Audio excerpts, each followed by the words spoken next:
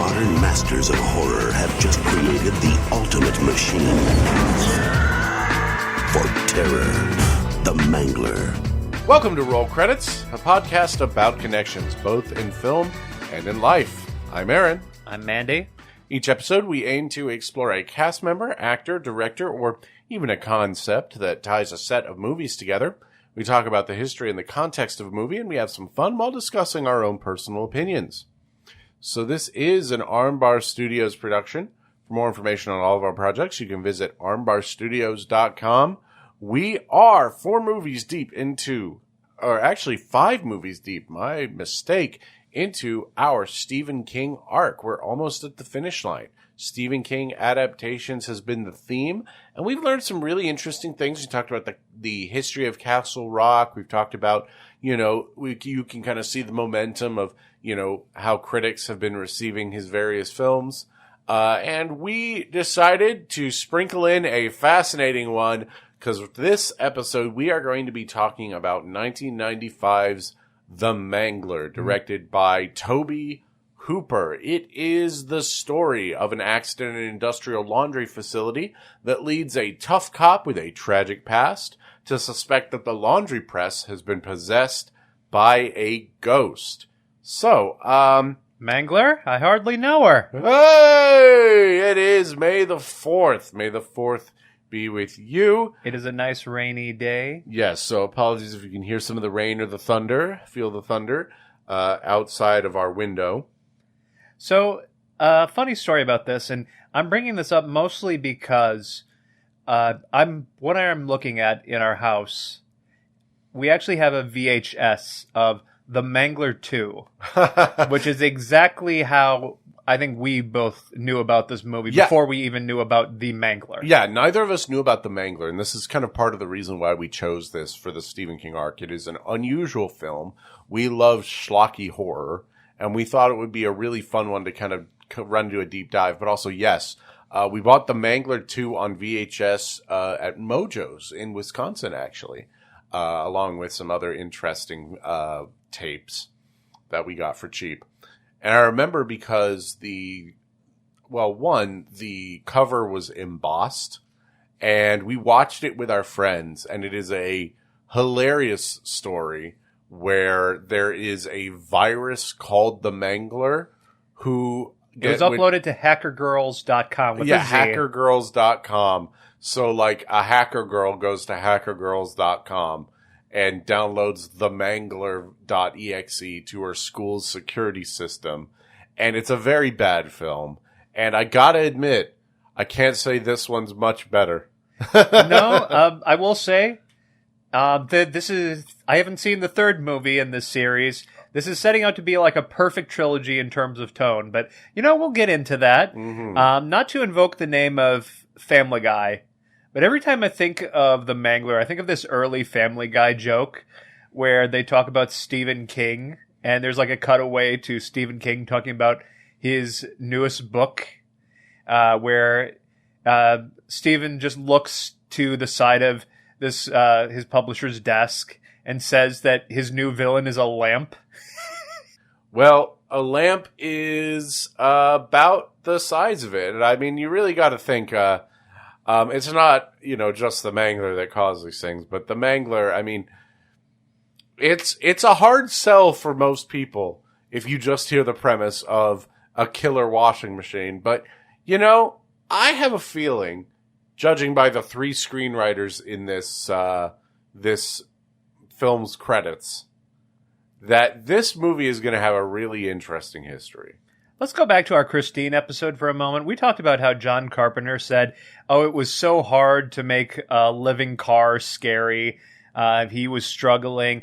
And then, with this movie, with the living laundry machine, the trailer for The Mangler, they don't even want to call it like a laundry machine. They are extremely careful about what kind of movie The Mangler is.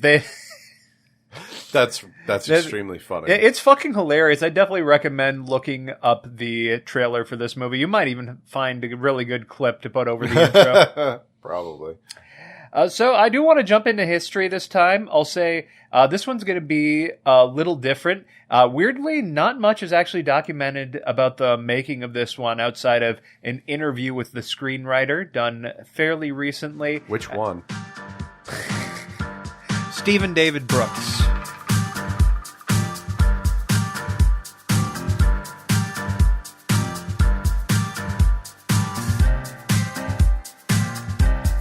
So this one will actually be about this era of King movies because it is utterly fascinating to me.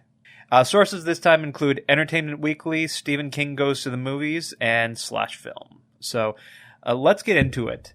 So the bottomless well for Stephen King books was actually running dry by the 90s, I would say. So King adaptations were coming out so fast and so frequent, and he was featured among movies, anthologies, and miniseries at the time. They had reached a point where they weren't even just adapting good Stephen King stories. They trusted King's name to sell anything in horror.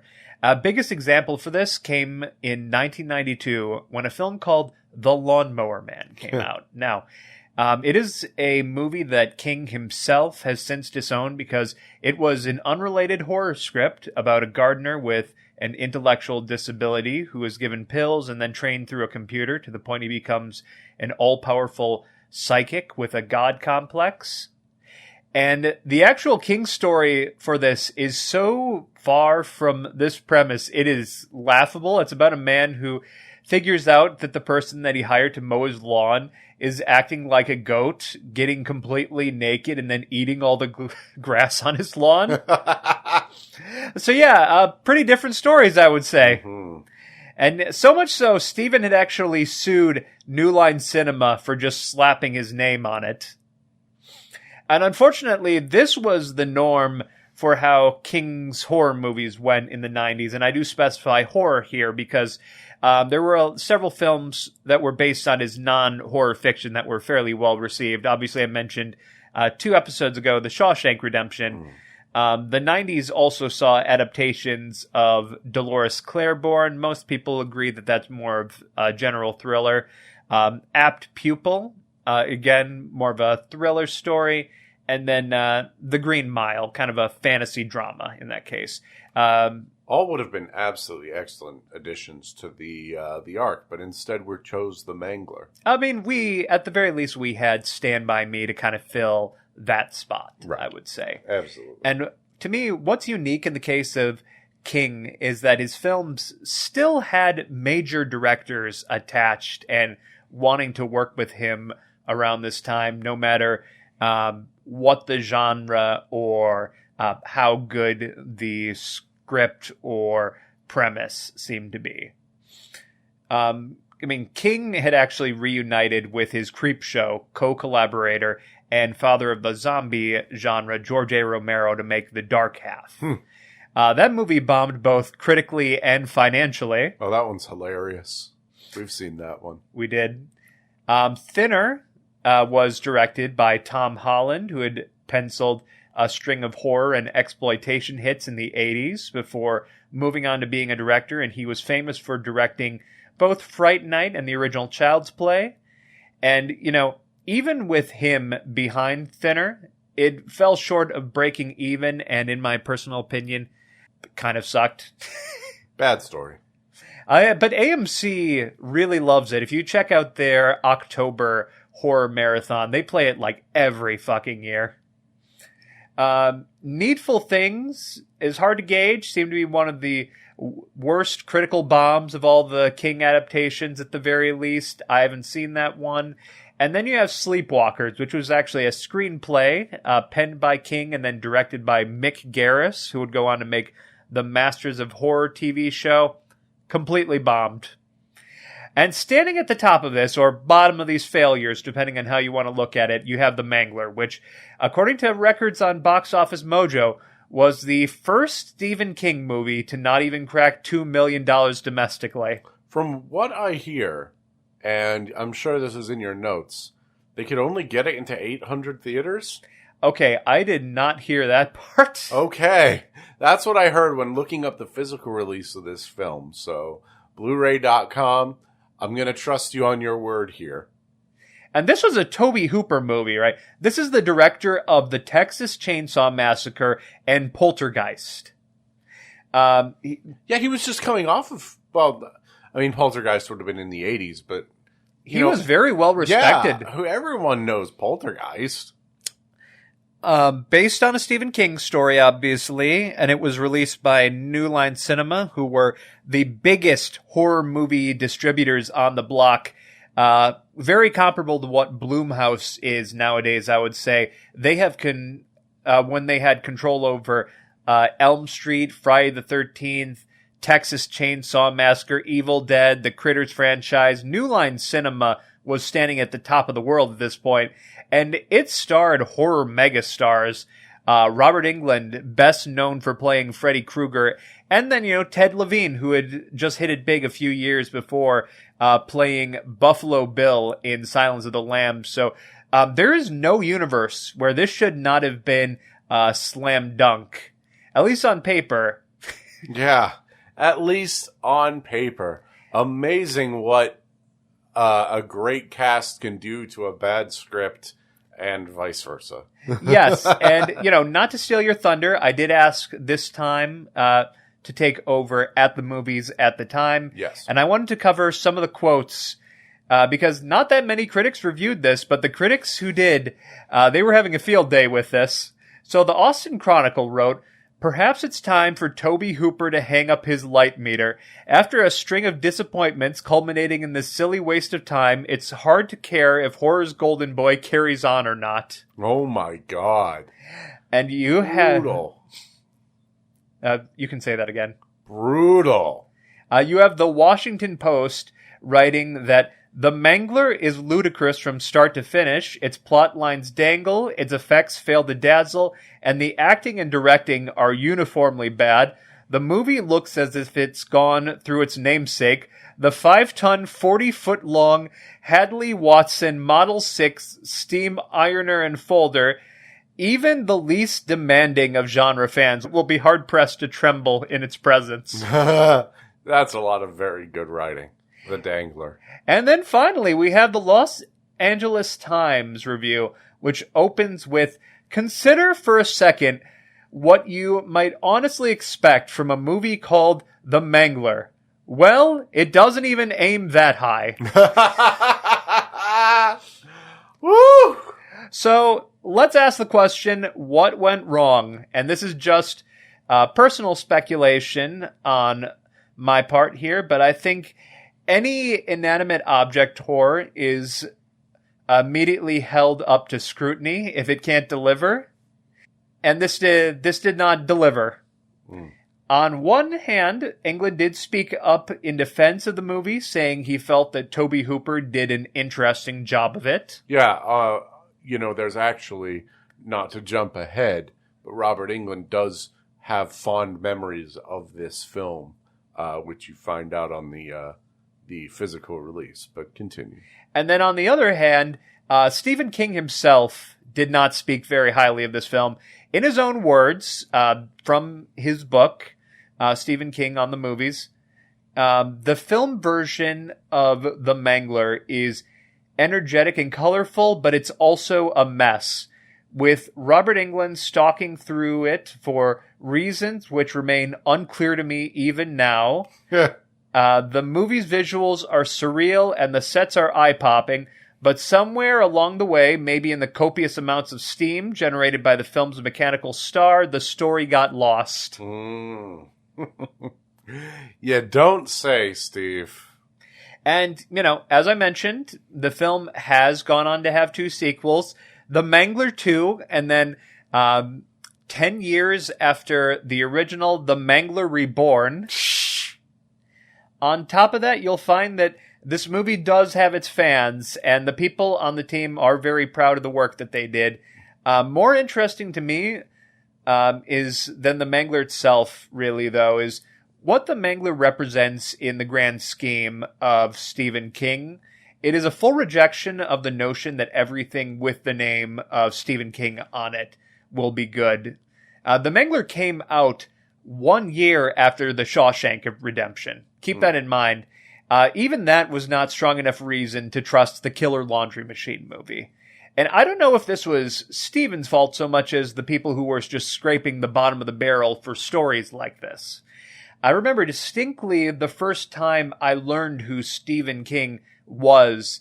The movie Dreamcatcher had just come out, and I just remember people found the fact that the monsters of the movie were alien parasites you poop out called shit weasels just fucking ridiculous. And that was a book that was written while Stephen King was extremely high on painkillers after his car accident. It probably should not have been adapted. And I don't think that that's his fault that, it was adapted to be this massive, blockbuster to fill in kind of this horror role here. And it should go without saying that when you're an author who's made over 60 novels, 200 short stories, 19 screenplays, and so much more as of now, not all of them are going to be winners. Oh, no. As any brand knows, consistency is probably the most important aspect to any product for getting returning customers, and the more crap that comes out with King's name attached to it, the less important that name value will be in the future. And that, I think, is what you saw with the 2000s. Really, The Mist was maybe the biggest name to come out of that era for him. In the literary world, he was still held in high regard for his horror novels. But for the movie-going audience, they were just not satisfied with every Killer Laundry Machine and shit weasel to come out of one man's mind.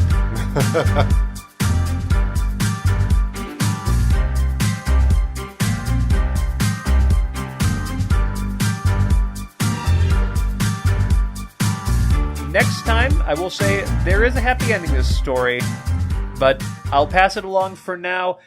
Tell me about the physical release of The Mangler. Well, first, I just want to say it's fascinating how through this arc, if there's one really great thing that I think has come out from this arc, is that we've really learned that Stephen King started, in Hollywood, first as nothing, and then as, the golden child, and then back down right now into probably even lower than he was when Carrie was adapted. So, what an arc, huh? And I think that's great. That's why we picked The Mangler. Now, The Mangler, speaking of, does not have the same care and love as the previous films in its physical release. But I wonder why. But it does have a physical release, a modern-day Blu-ray by Shout Factory. Okay. So it's solid. A very, very reputable company. I don't think we've had a Shout Factory movie yet on... Oh, no, they did Carrie as well. Okay. Yeah. So, Shout Factory did The Mangler. It is a Blu-ray that they released in 2016. According to Dr. Stephen Larson on Blu-ray.com, stunning video and great audio. Comes from a 2K scan of the original negative, so it looks great. Sounds great. It's just hampered by it being The Mangler, but it's basically one of the best versions you're going to get. And it does come with some pretty interesting special features. An audio commentary by co-writer Stephen David Brooks, which is kind of almost like a fireside chat with him over the movie, where they have a film critic named Nathaniel Thompson kind of asking him questions and watching the film with him. There's also an interview with Robert Englund, where, he, of course, played the main villain of the film.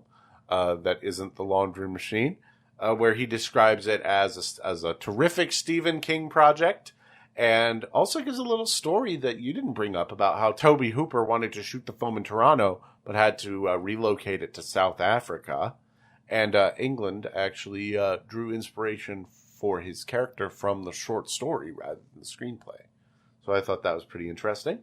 And there's about 12 minutes of B-roll footage, behind-the-scenes footage, a theatrical trailer, and a TV spot. So, decent extras, solid way to watch the movie.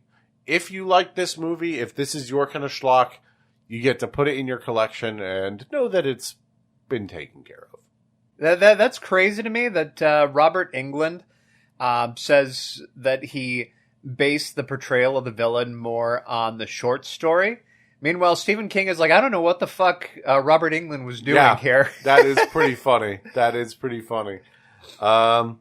Yeah.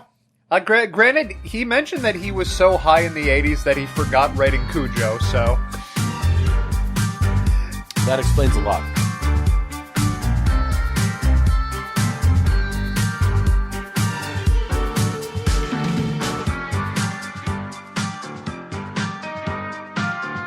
In lieu of at the movies at the time, earlier you mentioned your Family Guy bit where Stephen King pitches a killer lamp as the next villain of his film. So that really got me thinking while kind of thinking about the Mangler. And I want to play a little game with you. So, for those who don't know, 1991 saw the release of Chojin Sentai Jetman. For those who don't know, Super Sentai is Power Rangers, the series that would become adapted into Power Rangers in America. It is a Japanese series. Jetman is one of my personal favorites because of two reasons. One, the theme song is amazing. Two, I love the concept of the villains, which is an alien overlord places something on ordinary household objects to turn them into evil monsters. So I made a list here of various objects, and you are going to have to guess whether this is a Stephen King creation or a Chojin Sentai Jetman creation. I don't know how I don't know if this is going to be something that entertains the viewers, but I just want you to know this is my favorite segment we've ever done. We haven't even started it yet. So listen, whether you get them all wrong, right, that doesn't matter. I just want to know your opinions. And I think we're going to start, let's see. Let's start with, okay. Number 1, a portable telephone.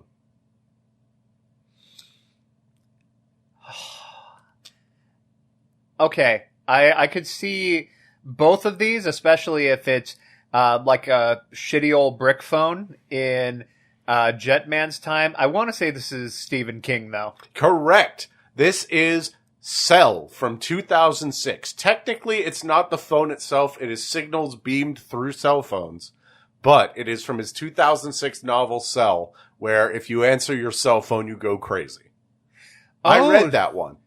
Ooh. This that's kind of like that one Haley Berry one, or what was it, Haley Berry? Yeah, The Cell. No, that's one missed call. Oh yeah, One Missed Call. Yes, yeah, that was Halle Berry. Okay. Next up, we have an exercise bike. God, I want to see this as a Stephen King story, but I actually think this is Jetman. Incorrect. It is Stephen King. Okay. It is, the short story Stationary Bike from 2003. It was in the anthology From the Borderlands. And it's about a man who gets an exercise bike and goes crazy while staring at a painting. I just want to say the Family Guy joke was probably like 2000. This came 3 years after that. Steven, I love you so fucking much. So next we have a bus. Sadly, I know this one because it is absolutely my favorite episode of Jetman. Mm-hmm. A murder mystery on a bus where it turns out that the killer is the bus itself. It is Jetman. Yeah, that is correct. Episode 12, Hellhound Bus. That is a Chojin Sentai Jetman episode, and of course an excellent one. But I do know Stephen King did use the idea of killer cars more than once. Indeed. In fact, I'll give you this one for free. A refrigerated truck. From the short story Trucks, later adapted as the Coke-Induced Nightmare Maximum Overdrive. Correct. And also a TV movie based on the short story called Trucks from 1997. Fuck yes. So how about, let's see, toy teeth. Ooh. I don't know. I want to say... So I want to say that this is... I feel like this is going to be a trick answer, right? Like, the toy teeth is inside the monkey, in the monkey. I'm not going to do that to you. Okay. It's just the teeth. Just the teeth.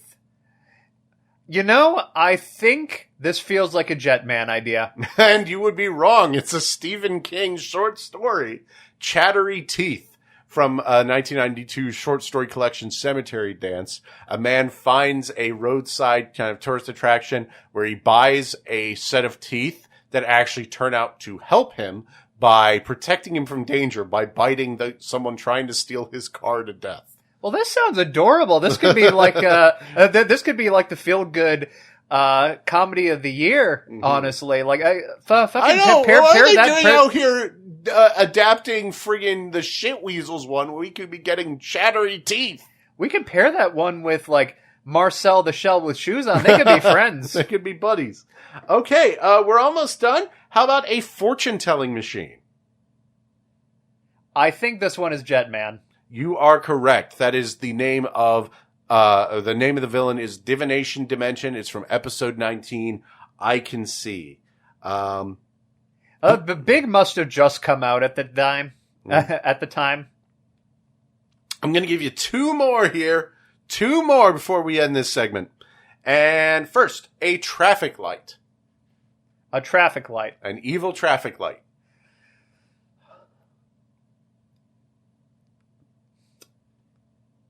I feel like you're going to hit me with the both in a second, but I'm going to say this one is Jetman. Correct. That is Road Dimension from episodes 4 and 5, The Fighting Bride and Fall for Me. I would not have put this past Stephen King. Like, you can see the scene right in your head of the traffic light sets both lights to green. Exactly. No, that's Mega Man Battle Network. That happens in the first game. And last but not least, one more guess from you. A hotel room. I've seen this one. Stephen King. Okay. Yes, correct. That is from 1408, which is part of the 1999 audiobook collection, Blood and Smoke. However. Okay. Jetman does have an entire hotel as one of the villains. Holy shit. House Dimension. Okay. So... You know what? Honestly, it's been a minute since I've seen Jetman. I would not be surprised if they had kind of a similar premise, because the entire idea with 1408, I did actually see this one. Mm-hmm. It's kind of a transforming room in a sense. You get sent to like different kind of histories and like dimensions on it. Like there's a, I can barely remember it since I saw it on TV, but I remember him being stuck in kind of like a snowstorm in the middle of his hotel room. Right. It's very much a Silent Hill for the room thing. Right. Love Silent Hill for the room. Whereas the Killer Hotel in Jetman, I actually don't remember much about the episode itself, but I do remember the giant walking hotel. So that has been Stephen King or Jetman, the hot game show that everyone loves.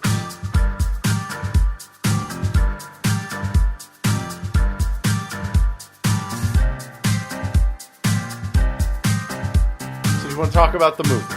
Oh, fucking please. Okay. First, I just want to say, I knew we were in for a bad time when this movie doesn't start with any kind of sound. No typewriter sound, no, like, revving car. Toby Hooper, you failed us. It starts with dialogue. Who does that? The Mangler sounds like the name of a villain that Hulk Hogan would have fought in WCW. Yeah, specifically in the Dungeon of Doom, I think, you know. The Mangler! The best today! You know the Mangler, brother! I'm gonna wash you! Fold you up like an accordion, brother. There are no Hulkamaniacs here! It's not hot! This is something that's only going to appeal to us, and I'm totally fine with that. And let me just say, the fucking opening shot you're referring to, we see a foreman yelling down at a worker from up high, and I guess I can kind of see the symbolism of it. But it's also, but I just have to say, the title card comes over a shot of the laundry thing. It really has to be the least impressive opening I think we've had in roll credits history. Yeah, it really is not much. The coolest part about all of this is the laundry factory, which is, where they work. I mean, it's like this really great looking like warehouse full of like evil machinery, which on a personal level, I find delicious. I love that stuff. I love like disgusting industrial environments. And that's the coolest thing you're going to get all movie. It's weird to me. I've never even imagined that a place like this existed, to be honest with you. Like, I figured most of these laundry places, they just had like a few normal looking machines in the back. But apparently Stephen King had actually worked in a similar factory to this. Yeah. I mean, that makes a lot of sense, I mean, I've seen like, you look at like how factories are very, the sweatshop type factories, like how they can really be. You can really see like where someone would be really freaked out by this. I mean, I find, heavy machinery to be both very cool and very terrifying. So I get it. And they do a good job capturing it. And that's the thing, is that like when you actually see what the machine is, the kind of the press, you start to understand, I guess, a little more of the appeal and why it is scary. But they have to do so many contrivances to get people in this damn Mangler. And that's what gets funny about it. So I mentioned earlier this was a New Line Cinema movie. We also get another one over the opening credits, and it's a company I can't say I've ever heard of before. We did see the logo beforehand, and it kind of confused me. I was like, have I ever seen a movie from this? Distant Horizon is what it's called. I looked at its film resume. I only know a few films that came from them. One of them was the American adaptation of Cairo. Oh, no. One of them is the Jet Li movie Black Mask, which I've seen the second one because it has Rob Van Dam in it. Barely.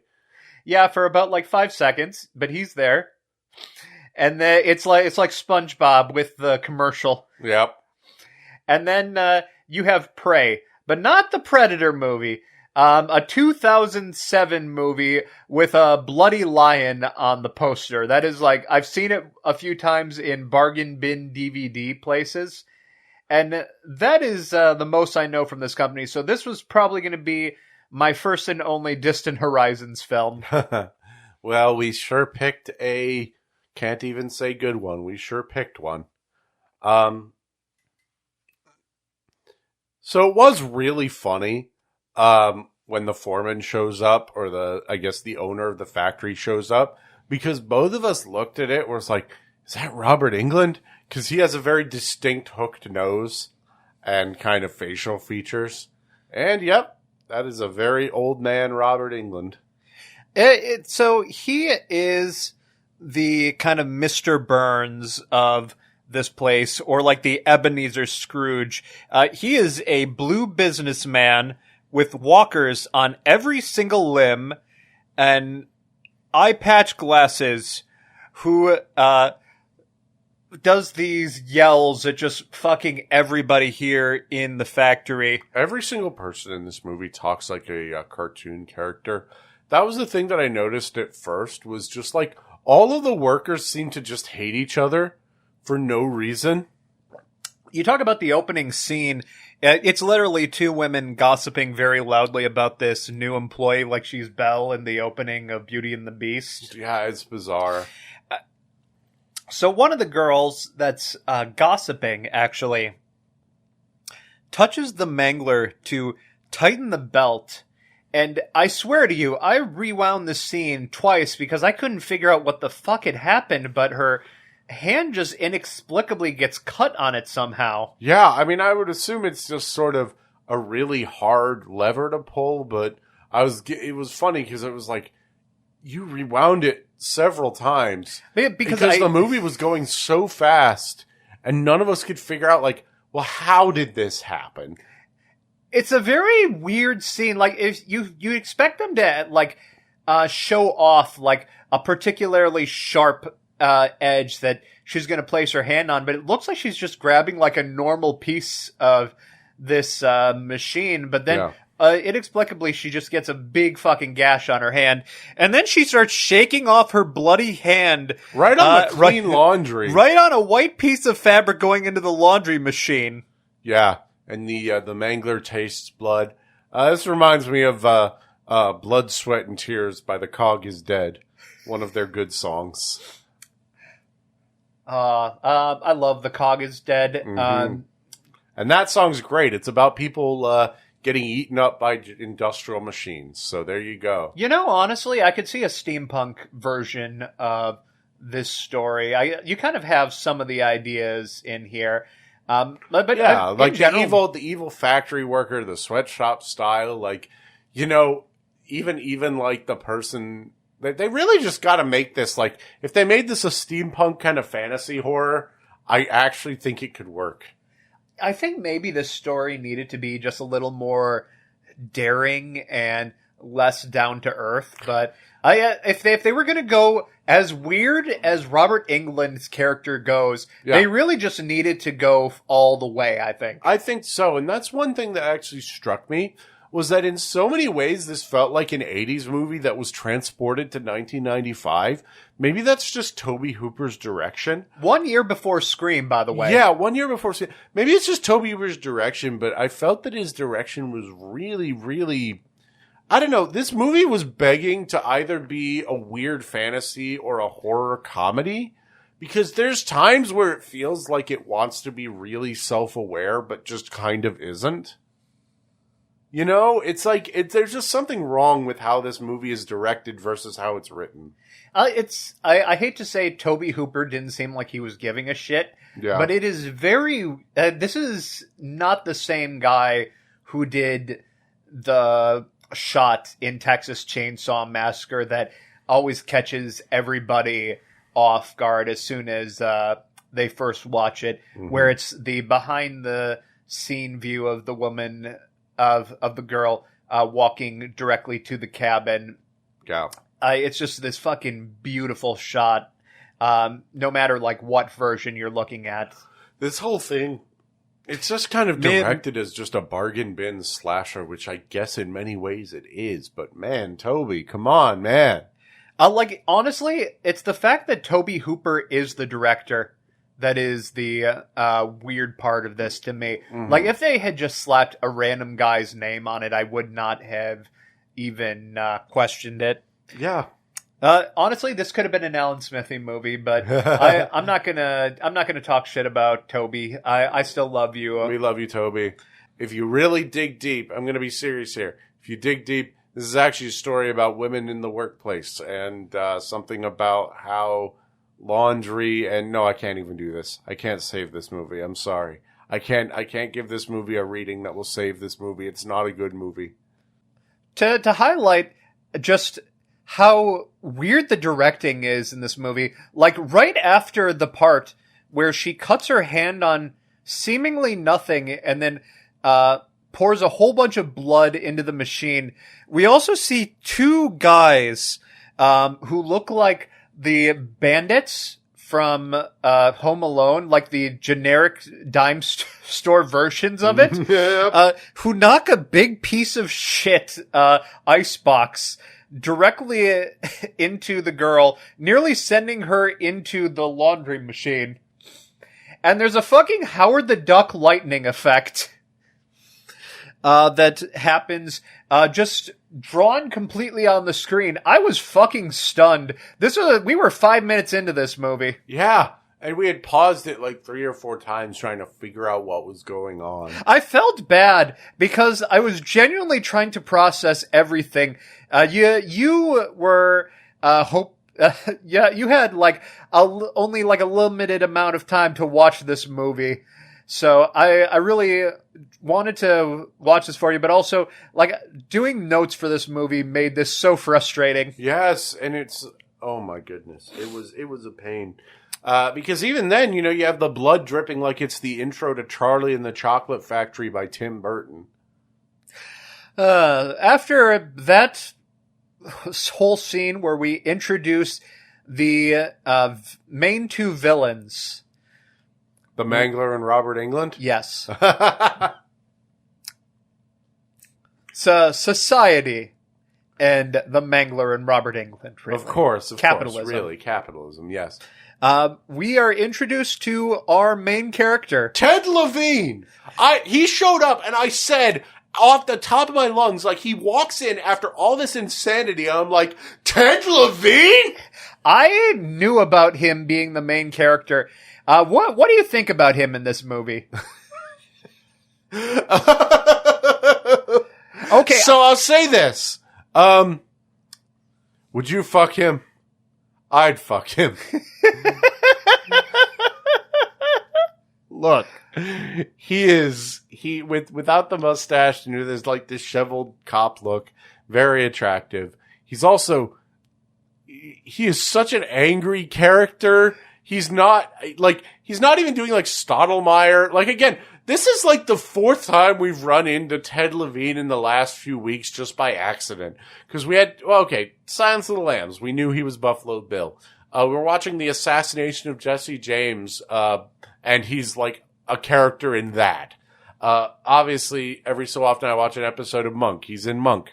And now he shows up here like, Ted, what are you doing, buddy? He's always typecast as either a cop or a serial killer. Yeah. Well, like, this is just what Hollywood has decided for him.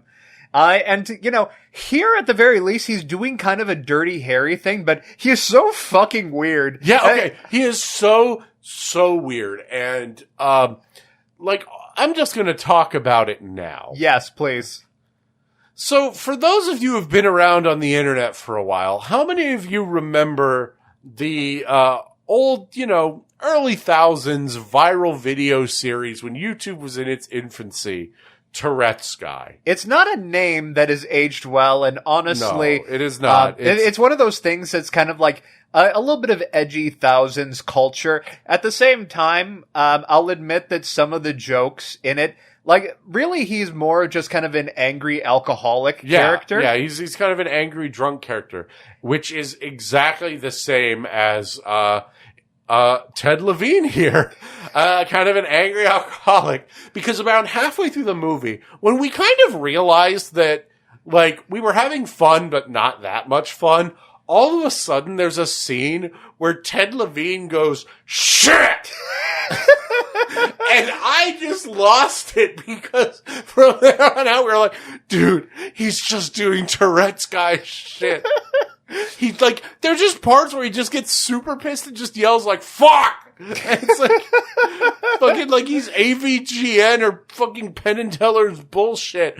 Like, he's just walking along like, this washing machine's a piece of shit! Would you fuck me? I'd fuck me. But,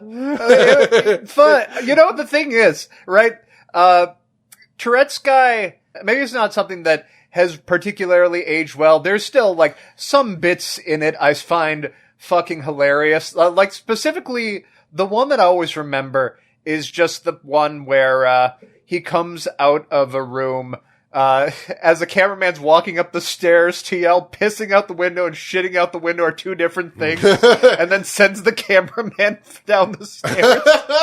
The one that I always remember was, like, when he came back after a while. I remember being in study hall when they showed this video, and it's like this rant against, like Spectrum, and it ends with the joke, if you keep this shit up, I'm switching to Comcast!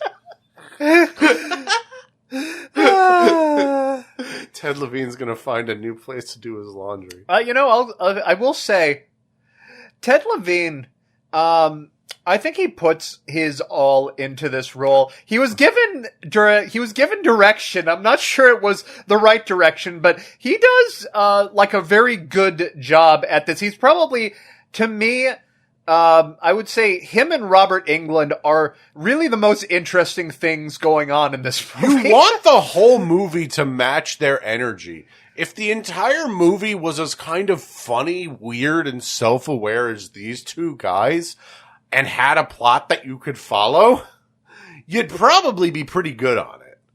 It's weird how it almost seems like it wants to be kind of a Twin Peaks thing at times. You have the fucking Klutzes who come and then drop the laundry machine on Ted Levine's character. It almost feels like the ice box. That there's like this one where he starts ranting where he's like, I'm a cop, and if you don't get out of my yard, I'm gonna give you a ticket. Shit!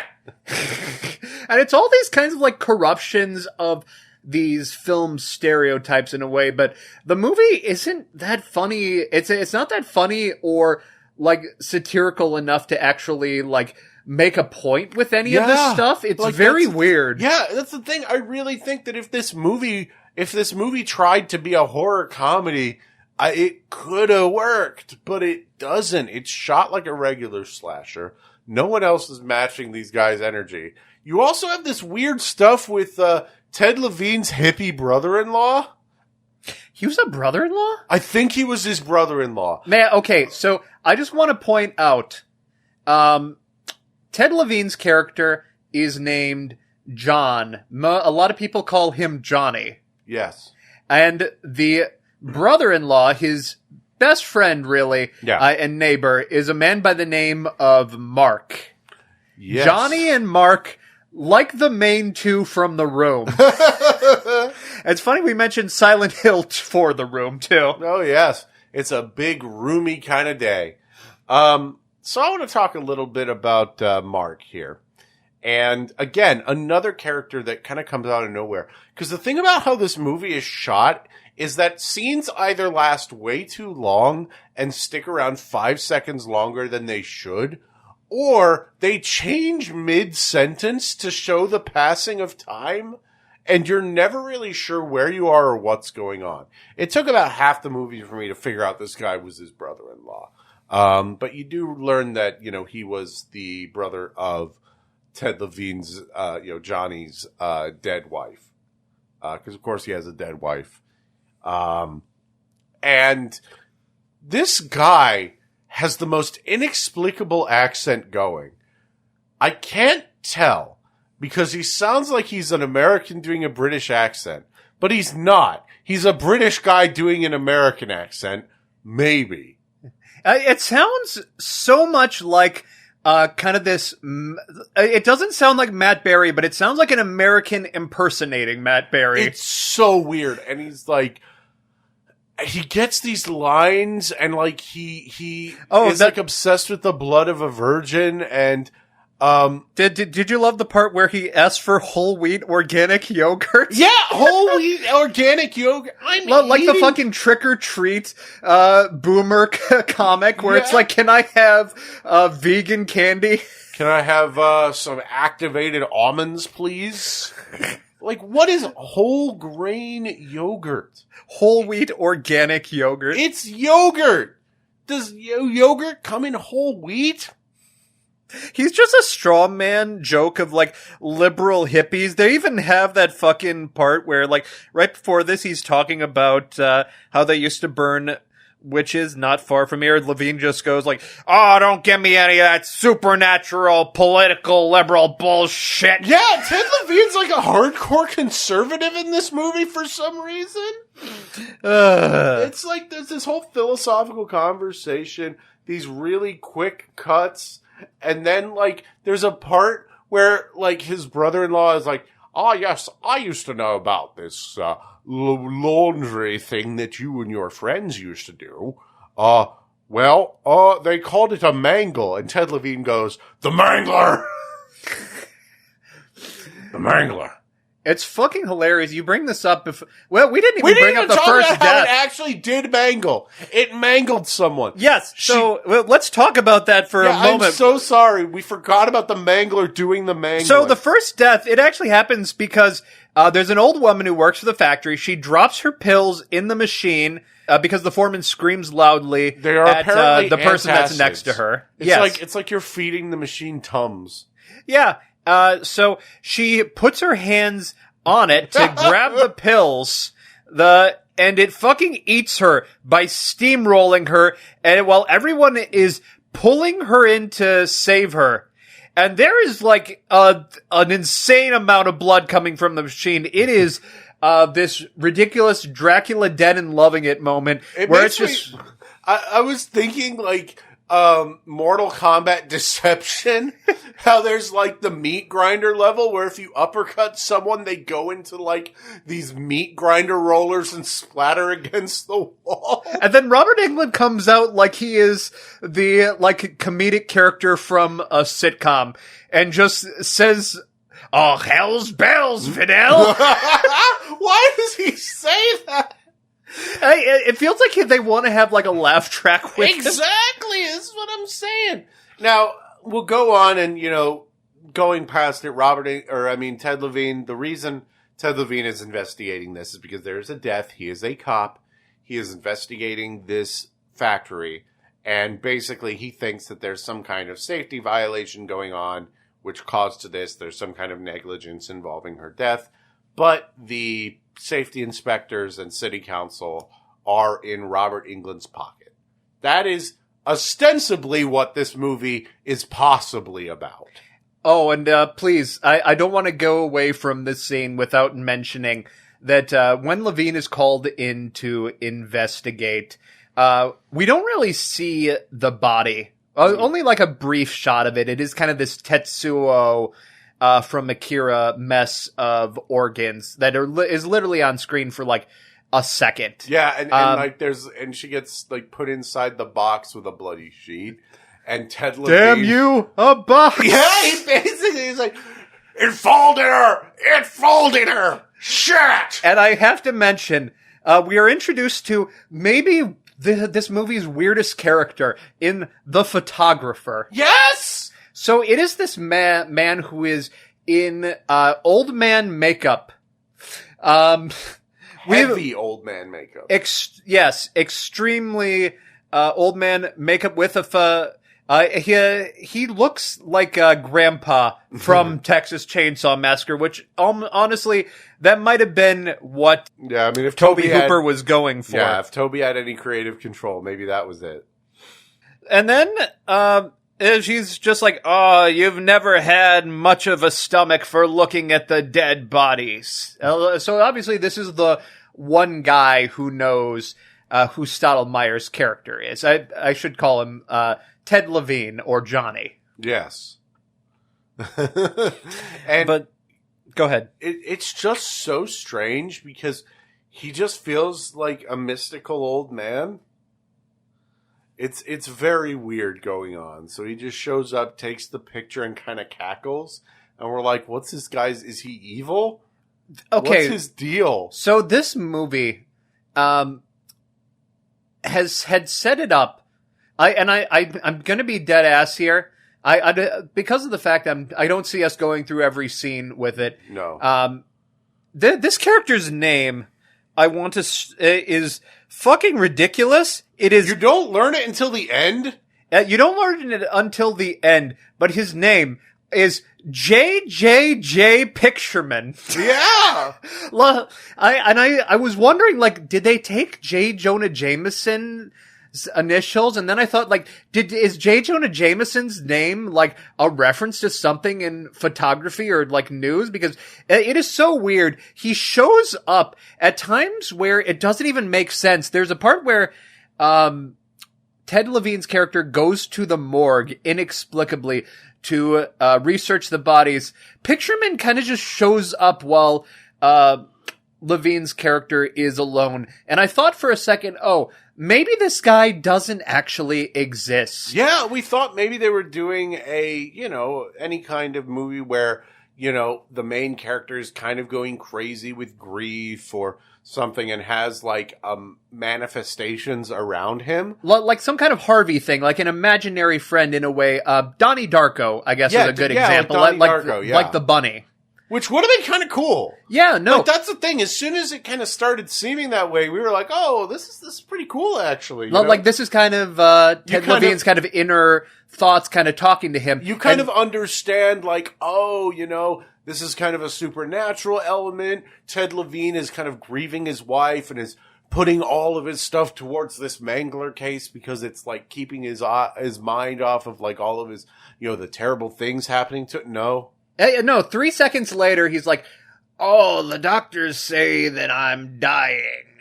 And then, like, 5 more minutes into the movie, fucking nurses bring him into the hospital. We actually see as this man just, croaks it. And then that's that. Like, there is kind of like a payoff later on by the end of the movie. But I honestly spent, he kept just showing up wherever Ted Levine's character is, seemingly just to kind of talk to him whenever he's in these moments of intense grief or sorrow. And I thought that they were doing something with it, but the answer is no, he's just a guy. Yeah, but things are also, they get even weirder. They get weirder as the movie gets on. There's a lot that's very weird about this movie. So that's our main cast here. We have Johnny, we have Mark, and then we have J.J. Pictureman and Robert Englund and his merry cast of workers for his factory. And then, like, there's like these parts where, so basically, Mark, Johnny's brother-in-law / friend, is like saying, "Oh, there's a ghost in the laundry machine," which is just like Ted Levine doesn't accept it. He's like, "It's all bullshit. First there's God, then there's country, then there's the law." But like, so he's investigating. This is bullshit, Mark. Bullshit. Bullshit. But yeah, he's like investigating all of this. And in between, before that, I will say, there was another incident with the Mangler. There is a whole part where, the Mangler sets a whole bunch of steam and burns 3 women at the factory, which, you can't really tell exactly what the Mangler's, aiming for. Like, there is an answer that we get, but I don't know why it decided to just burn 3 women inexplicably. Yeah, it's very strange. It's because it's a malevolent spirit, I guess. We're jumping around a little, but also I think the problem is the movie moves just extremely fast. Like, literally, we get the factory, we have the first woman killed, and then Johnny goes talks to Mark, and then he leaves Mark because they have the incident with the steam that burns 3 women. So he goes to interview one of them, and the woman tells Johnny, and I had to write down this here because it really goes to show how, like, if this is in the short story, this is one of those things that you absolutely should not have adapted. Yeah. So one of the survivors of that says that it's almost like that machine tasted blood and then decided it liked it.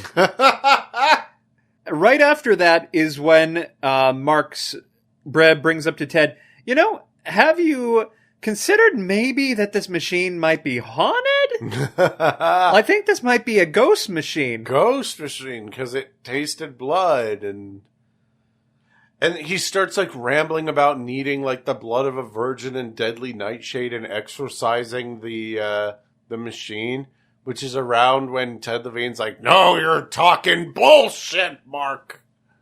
You're talking shit." Everyone in this movie is so incompetent and shitty that it gets funny. Well, that's like how they get the Mangler to kill anybody. Like, you really have to, like, set, like, a body part somewhere in the Mangler in order for the Mangler to do fucking anything. Yeah, everyone just so happens to lean against the giant evil laundry press constantly. We didn't even talk about the fact that one of the workers just starts like a fucking there's like there's a lead into a sex scene with Robert Englund. Oh yeah, like while all of this is going down.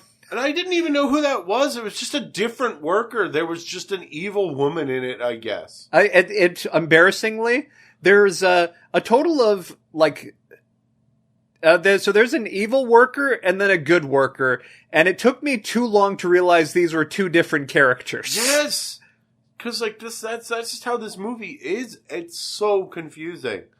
And let me tell you, there's a lot that I just didn't even realize. Like, for example, we get the part where they go to the big house to interview somebody. I thought it was just like a worker for this factory.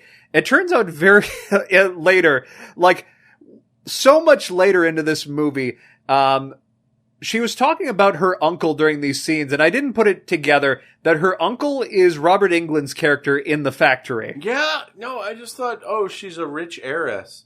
And then it has like another one of those moments where it tries to be a comedy with Mark asking her if she's a virgin, but it's like the scene just lasts too long and it's not funny.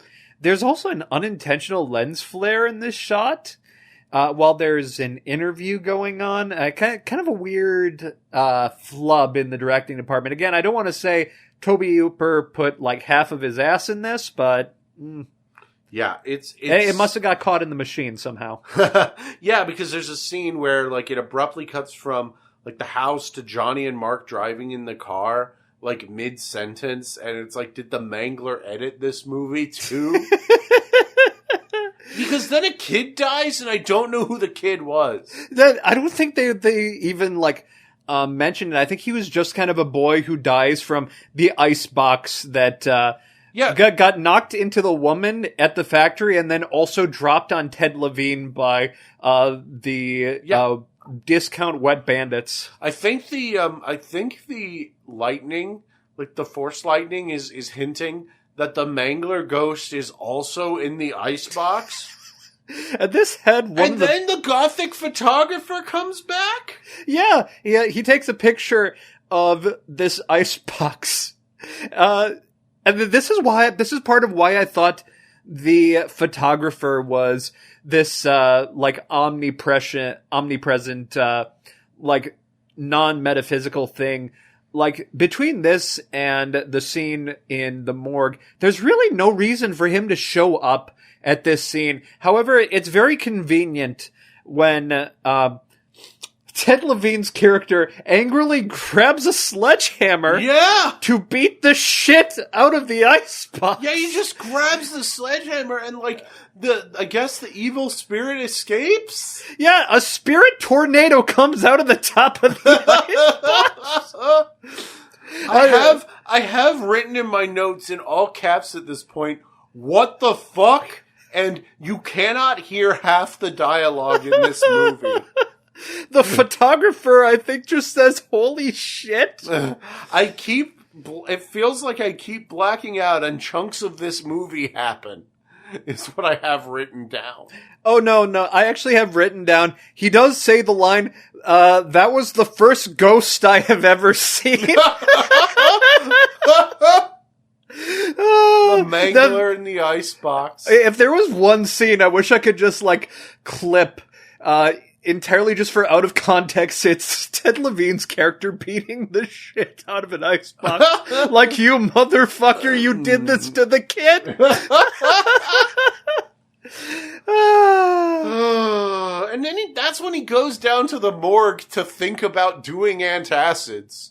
It's weird because it's like they treat him like he has a drug addiction, but it's like being addicted to Tums. Like, oh, I'm sorry, buddy, does your tummy hurt? Do you have crippling diarrhea? You know, it's hilarious. I read So I have not read the original story, but I read through a summary of the original story. It is maybe too true to what Stephen King had written. Maybe this is just like an example of this probably was not movie material. But, I'm going to say I don't think the script did it any favors. This is very much amateur script writing. Yeah.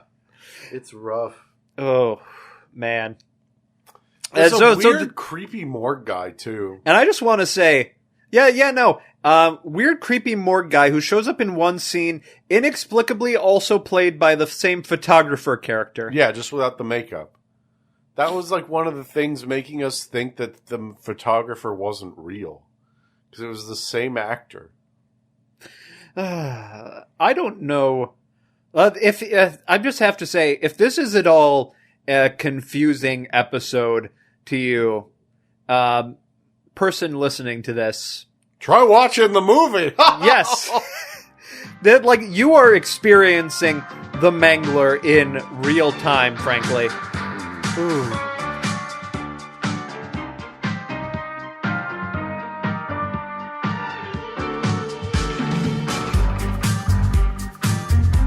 You want to talk about how, like, right after the fucking spirit ghost and checking in on the bodies in the morgue, he goes on to confront Robert Englund's character at the factory.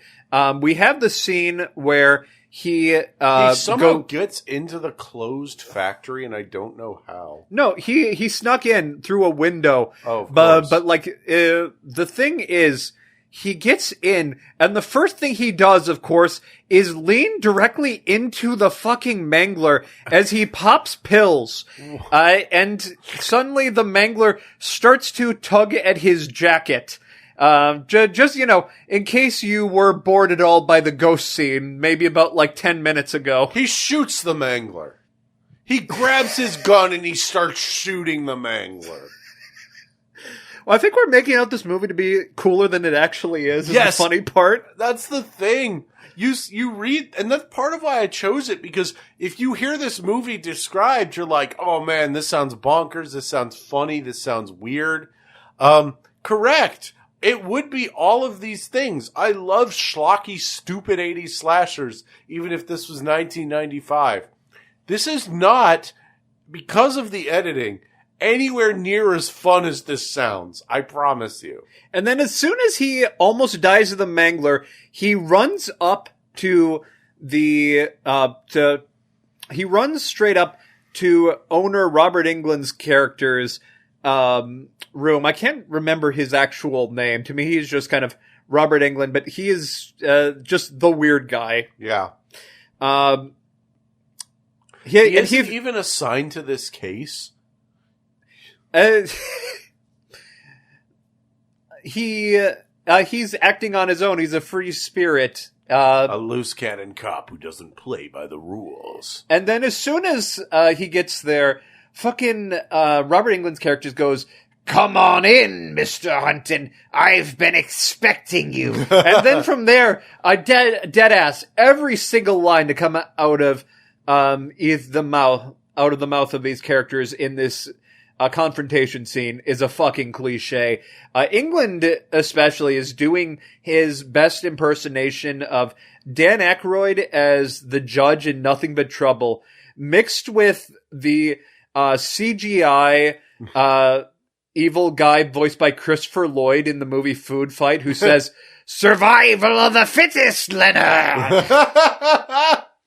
It literally says survival of the fittest as well. He literally says it at one point. So you have Tourette's guy versus Food Fightman. It's a hell of a team. And Johnny is so fucking angry at him and everything else. And it's like, I don't even understand what's going on, because this is where they try to explain the plot. And at first we were like, oh, it makes sense. He's feeding people to the Mangler, in return for eternal life or human power? Sacrifices. Like human sacrifices. He feeds people to the Mangler for power. No, I'm going to be honest.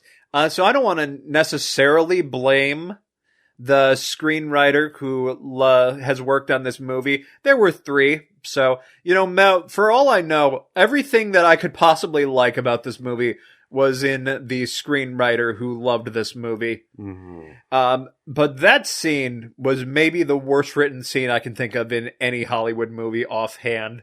And I'm being completely dead ass on that. Yeah, it made no sense.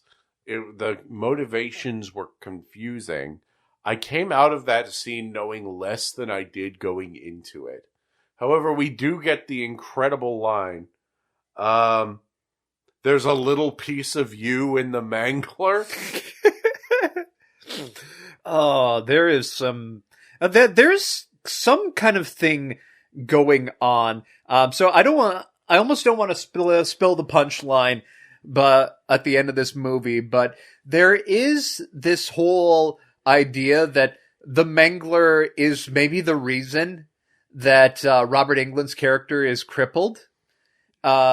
And has like all these, has like missing eyes and all that.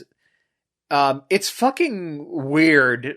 I don't exactly know what the Mangler could have done to break every single one of his limbs. Yeah, it's so crazy because he wears these glasses that are also an eye patch, but then he lowers his glasses dramatically at one point to reveal like a missing or a completely white eye.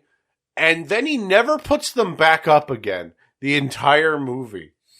I forgot about that. Anyway, at this point I went to go pee and there were still 35 minutes of the movie left. And I was just like, because everyone in this movie is fucking stupid. So I just have to ask at this point, so following this, we see as the Mangler eats the foreman too. Oh yeah, there is a foreman character who is not Robert Englund, who is kind of just ordering people around, and he gets fed to the Mangler. Yeah, he is the one who is just like yelling at everybody in the most comedic. Let's go! We gotta get this laundry going. Come on, ladies, stepping up, that kind of thing. Yeah. And there's like a scene as his arm is caught in the Mangler and he's, screaming for his arm to be cut off and he's screaming, "Do it! Do it!" And then there's like, it goes on for like 30, 45 seconds where the guy's like, "I can't do it." He's like, "Do it!" There's like billowing red smoke. It's like, this is what the movie should have been. And then after all of this shit, you have to wonder why these people like don't all just quit their fucking job or like stop showing up to this factory. Obviously, there's no way that the niece of the owner of this factory is going to entirely separate from the Mangler factory, but you expect at the very least after several deaths and then also several burnings in the span of like the 2 days this movie takes place over, like this is even with the cops not doing anything, who wants to work here? Yeah, I mean, obviously you can take it as sort of an indictment about the corporate working world and how we have to take terrible jobs that we hate. That are killing us. This movie wants to be Little Shop of Horrors so bad. So bad. And it isn't. Anyway, around this time, like I said, like I have in my notes, is Robert Englund getting his life force from the Mangler? What the fuck is going on? Because I was just trying to figure out what was going on. Like, is he feeding people to the Mangler so that he can stay alive forever? 3 screenwriters. Yes, and so Ted Levine swears constantly. This is around when the time that we realized, like, he just kept going, shit, fuck. And we thought that they mangled his wife. Like, that was the reveal that his wife also got mangled, which is why he cares about this case so much. And no, it was a car crash. Yeah. Excuse me. I think you'll see that the headline reads, "Detective Wife Dies in Horror Smash." detective wife. She's not even like any part of this community, just wife of a detective. She died in Horror Smash. There's like a whole scrapbook scene. The brother-in-law says, like, basically the accident wasn't your fault.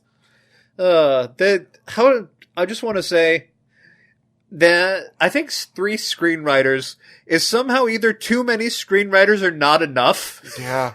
There's so much about this part that's, this couldn't have gone through more than one revision. I can't believe it. So I have to ask you something. Tell me. Did you, before they revealed that they needed, that everyone who has been sacrificed to the Mangler, outside of the old woman was 16, that Robert Englund's niece was also 16? No, it didn't, she just kind of looks like she is just kind of like a young woman or whatever. Like, it didn't really like matter to me, but also like at the time I still thought that this was the character that Robert Englund was hitting on in his office. Mm-hmm. And then just like as soon as we're past that, Robert Englund just goes up to her like, "Happy birthday, my child." It's like, oh, different character. Yeah. They're related? Okay, I don't think the movie would do that. And then, like, there's this part, I think it was Robert Englund and the evil lady talking about how we need to, or who was this?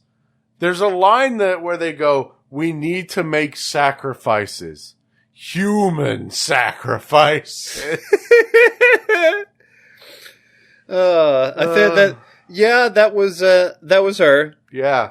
And then, the random evil lady just shows up with a metaphorical steel chair because we're back in the factory again, I guess.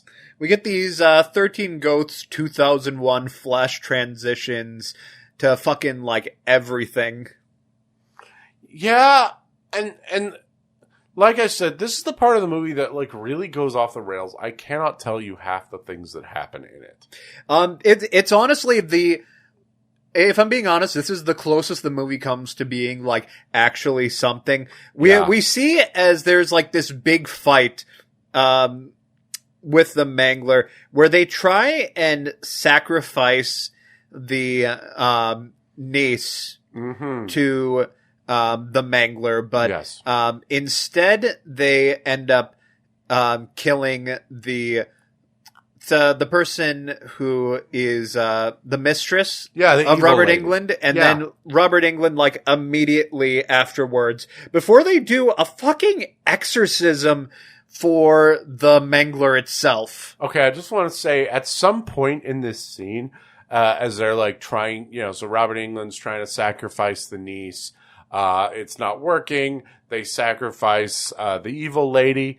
At some point, Ted Levine goes, "You miserable piece of dog fuck." And that's when they do the Mortal Kombat Deception stage fatality on the woman. I just want to say, the woman's gore scene almost made up for the fact that for the first death was just this incomprehensible, like, pile of organs. Yeah. Because, like, you can actually kind of, like, see this body all fucked up by the mangled. Mangler. Yes. And it's really funny because, like, at this point, Ted Levine, like, I thought he was going to vomit because when he first sees the old woman, he vomits, but he doesn't vomit. And I was about to say, this is the worst vomit scene. I hate this, This is no Stand By Me. I was going to do a funny callback, but he doesn't vomit. So this is another thing the movie's stolen from you. A nothing burger. Yes. But then this movie gets fucking awesome. The fucking exorcism scene is honestly, like, so over the top. It is hilarious. Like, this is, like, the wind is blowing. You see as They're holding up crosses to this thing. The light goes ape shit. It is like everything you want of an exorcism machine to an exorcism scene to a fucking laundry machine. Yeah. And then just like immediately after this, because they do succeed in this exorcism, we get this part where, Mark just asks, like, oh, what's that in the pills you've been popping this entire time? Because one of them actually does go into the machine.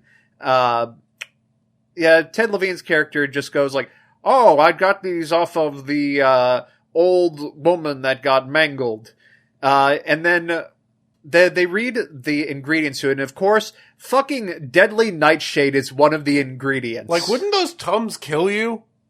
I'm just saying. But yeah, of course, and it zooms in. I mean, you say that, like, Skittles can probably kill you too, but... that's true.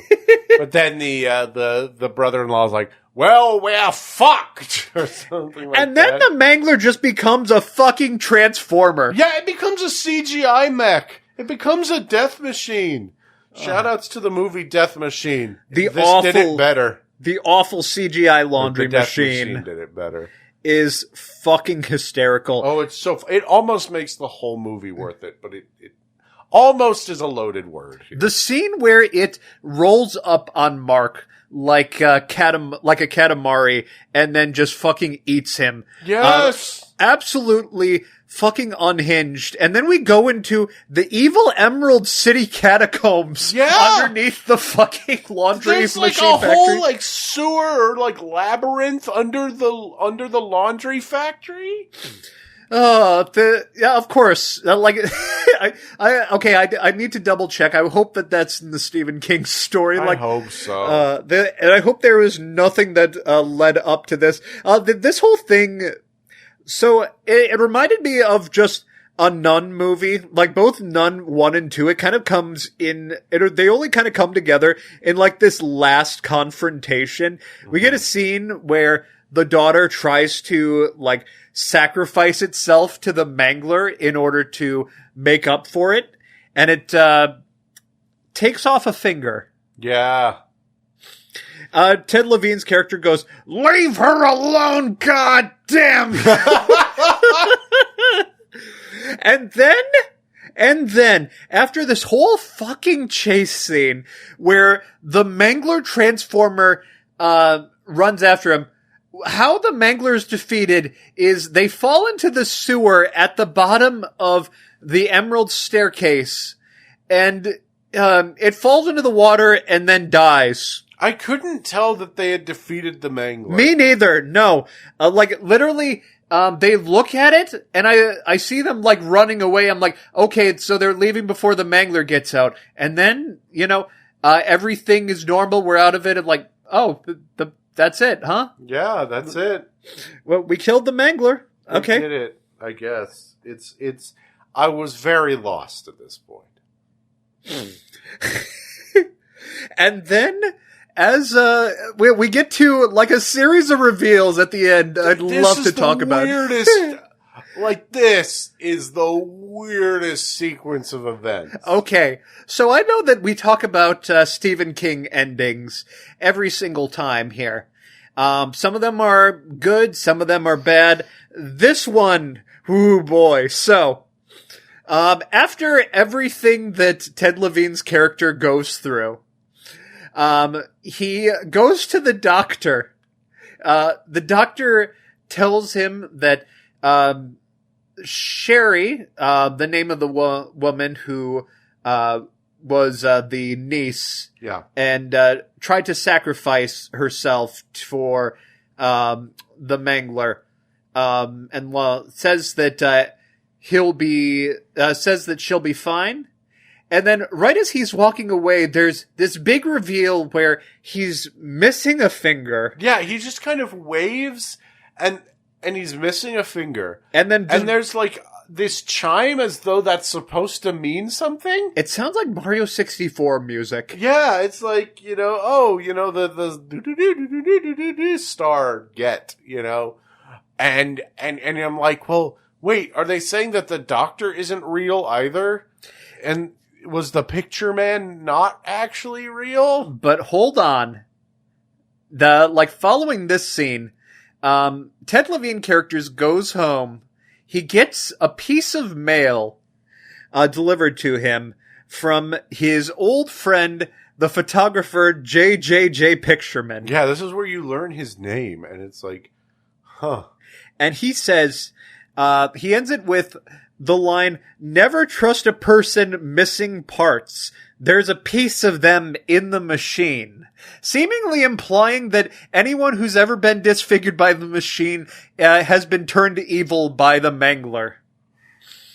Now, Johnny goes to the factory to try and catch up with Sherry. He has flowers in his hand, and he sees as Sherry is now the new owner, and then wearing her uncle's braces on every single limb, and also the glasses on her, the eye patch glasses on her face. This is so sad. And she's screaming and acting like a fucking weirdo again. And so Johnny tosses the flowers away and then just drives away. Credits roll. This is so sad. Corporate interests will destroy us all. Yeah, so what the hell was that? Yeah, as a horror lover, I simply cannot. Fucking hilarious, but I simply cannot. We cannot recommend this movie.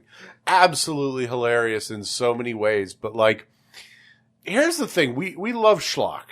And there are 2 good stretches of this movie. I'm going to give it that. Oh yeah, I think the ending is incredible. Stretch 1. The scene with Levine's character sledgehammering an icebox. Yes. After you're over the initial, what the fuck, this kid is, dead because of the icebox, fucking Ted Levine character comes in with a sledgehammer and just knocks the shit out of it, causing a Ghostbuster ghost to come out.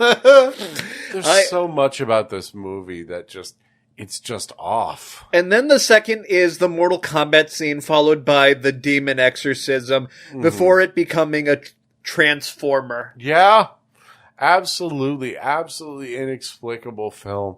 It needed all of this energy, and it I think that had the rest of the movie been able to carry how fucking weird everything else is, maybe even just be a little more...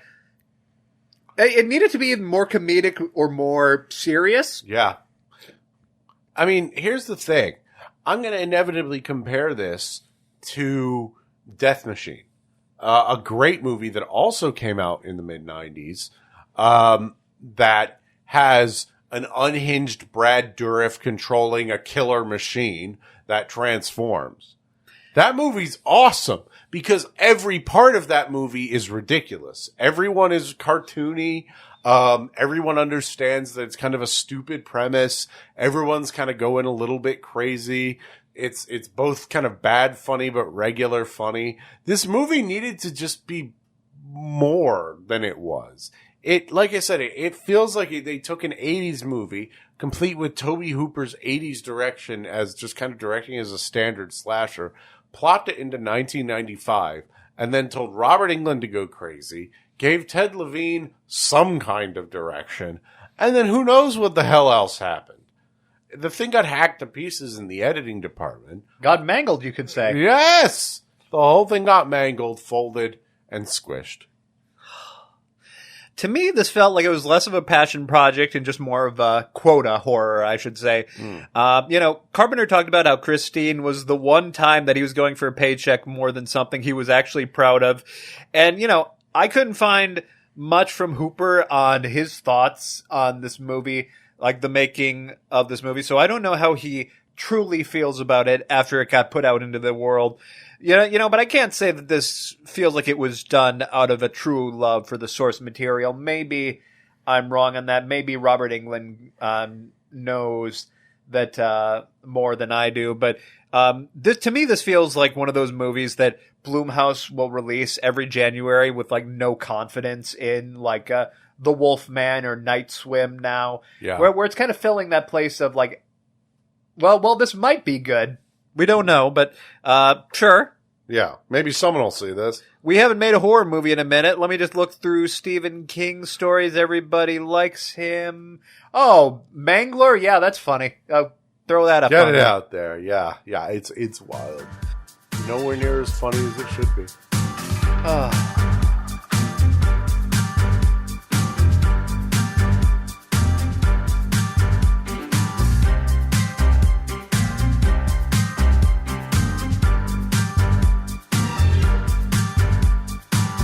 But we are almost there. Almost at the end of our Stephen King adaptations arc. And it's all leading right down here. It all floats right down here in the sewer grate because we are doing It. It 2017. Later retitled It Chapter 1, depending on who you talk to. But originally simply released as It. Smash hit, from what I remember. And I'm really enjoying, looking forward to this. I'm looking forward to a rewatch. We'll see where it takes us, I guess, into our deep childhood fears. I think we're going to have a lot of interesting things to say about that. It's an Andy Muschietti movie, if I'm correct. It is. Yep. And we have seen it, so it'll be an interesting rewatch. So keep an eye out. We will be releasing that, of course, on our normal podcast feed. This has been Roll Credits. Just as a reminder, you can always find us at armbarstudios.com or on Blue Sky, armbarstudios.com, on our YouTube, the Armbar Studios YouTube channel, wherever podcasts are served, Spotify. Put your URL in Pocket Casts. Just come on, listen to us, get in contact, tell us what you think. Give us reviews. Yeah, maybe you really like the Mangler. Tell us we're wrong. Say what you feel about all this. Have you seen the Mangler 2? Do you go to Hacker Girls Online? Have you seen the Mangler Reborn? Yeah, tell us we how haven't. That is. Yeah, tell us how the Mangler Reborn is. But in the meantime, we are building to our next episode. So from here on out, there's only one thing to do. Can I do it as Robert Englund this time? Of course. 3, 2, 1, roll credits. You don't know how watch shit works? How are you gonna figure out why it won't start? You can take an educated guess. You're gonna take an educated shit! Roll Credits is produced by Armbar Studios and is part of the Aaron and Mandy Network. The intro and outro music is provided by Daniel Vodovos, available on Bandcamp. For more information on all of our projects, visit armbarstudios.com.